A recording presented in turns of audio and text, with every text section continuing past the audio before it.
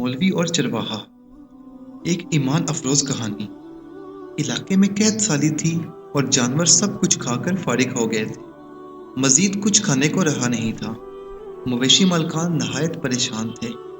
इस दौरान मौलवी उल्लाह ने जुमा के खुतबे में नहायत यकीन के साथ ये बात बताई कि अगर अल्लाह का नाम लेकर यानी बिस्मिल्लाह पढ़कर दरिया को भी हुक्म दिया जाए तो वो भी नाफरमानी नहीं करता। शायद इस चरवाहे का मौलवी साहब के पीछे जिंदगी का पहला जुमा था कि बात इसके दिल में उतरकर यकीन का दर्जा पा गई। उसने वापस आकर अपनी बकरियां खोली और सीधा दरिया पे चला गया।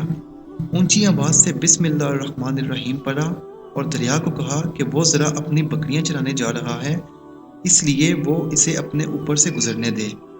ये कहकर उसने अपनी बकरियों को हाँका और दरिया के ऊपर से चलता हुआ दरिया पार कर गया। इलाका घास से भरा पड़ा था, दरख्तों के पत्ते भी सलामत थे, क्योंकि यहाँ तक किसी को रसाई हासिल ना थी। अब तो ये इसका मामूल बन गया कि वह बकरियां पार छोड़कर खुद वापस आ जाता और शाम को जाकर वापस ले आता। उसकी बकरियों का वजन दुगना चुगना हो गया था। तो लोग चौंके और इससे पूछा कि वो अपनी बकरियों को क्या खिलाता है। वो सीधा साधा साफ दिल इंसान था। साफ साफ बात बता दी कि जनाब हम तो दरिया पार अपनी बकरियों को चराने जाते हैं। बात सब ने सुनी मगर यकीन किसी ने ना किया, क्योंकि ये एक नाकाबिले यकीन बात थी। मगर बात होते होते मौलवी उल्लाह उसाया तक पहुंची। मौलवी साहब ने इस बकरवाल को बुलवाया और असल हकीकत बताने को कहा। बकरवाल ने मौलवी उल्लाह ही को अपना रेफरेंस बना लिया कि मौलवी जी मैं तो खुद आपके पास शुक्रिया अदा करने आने वाला था कि आपने एक जुमे में ये नुस्खा बताया कि बिस्मिल्लाह पढ़कर दरिया को भी हुक्म दें तो वो भी इनकार नहीं करता। मौलवी उल्लाह उसाया साहब टिक टिक तीदम नहक शिदम की तस्वीर बने बैठे थे। भाई ऐसी बातें तो हम हर जुम्मे को करते हैं, मगर इनका मकसद लोगों का ईमान बनाना होता है। मगर बकरियों वाला डटा रहा कि बस मैं तो बिस्मिल्लाह कहकर पानी पर चलता हुआ बकरियों समेत पार चला जाता। आखिरकार मौलवी साहब ने सुबह खुद ये तजुर्बा करने की ठानी। लोग भी सुबह दरिया के किनारे जमा हो गए और बकरवाल भी आ गया। मजमा ज्यादा था।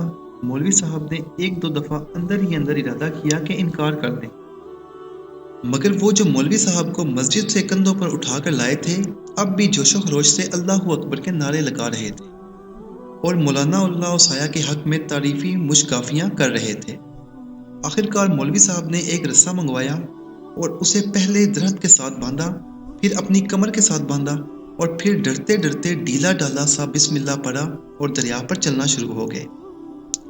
मगर पहला पांव ही शरप से पानी में चला गया और मौलवी उल्लाह साया साहब डुबकियां खाने लगे। बदख्वासी में वो ये भी भूल गए कि वो अभी कमर कमर पानी में उठकर खड़े भी हो सकते हैं। वो पानी के बहाव में बहना भी शुरू हो गए।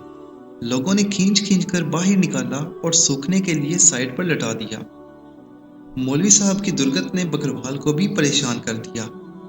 मौलवी साहब की बिस्मिल्लाह को क्या हो गया है, मगर चूंकि इसका ये रोज का मामूल था लिहाजा उसके यकीन में कोई फर्क ना आया। उसने बिस्मिल्लाह कहकर बकरियों को पानी की तरफ इशारा किया और खुद उनके पीछे चलता हुआ उनको पार छोड़कर वापस भी आ गया। लोग उसे वलीउल्लाह समझ रहे थे और उसके हक में नारे लगा रहे थे, मगर वो सबसे बेनियाज सीधा मौलवी उल्लाह के पास पहुंचा और कहा, मौलवी साहब मैं आपकी बिस्मिल्लाह की तरफ से काफ़ी परेशान था, मगर पानी पर चलते हुए मुझे आपकी बिस्मिल्लाह की बीमारी का पता चल गया। उसने दरख्त से बंधे रस्से की तरफ इशारा किया और कहा, मौलवी साहब ये है आपकी बिस्मिल्लाह की बीमारी। आपकी बिस्मिल्लाह की बरकत को ये रस्सा खा गया है। आपको अल्लाह और बिस्मिल्लाह से ज्यादा इस रस्से पर भरोसा था, लिहाजा अल्लाह ने भी आपको रस्से के हवाले कर दिया था। कमाल करते हैं आप भी मौलवी साहब। मैंने आपके मुंह से सुना और यकीन कर लिया और मेरे अल्लाह ने मेरे यकीन की लाज रख ली, मगर आपने अल्लाह से अल्लाह का कलाम सुना मगर यकीन नहीं किया, लिहाजा अल्लाह ने आपको रुस्वा कर दिया। यही कुछ हाल हमारी नमाजों और दुआओं का है। हर एक इबादत यकीन से खाली है, इसलिए दुआएं कबूल नहीं हो रही।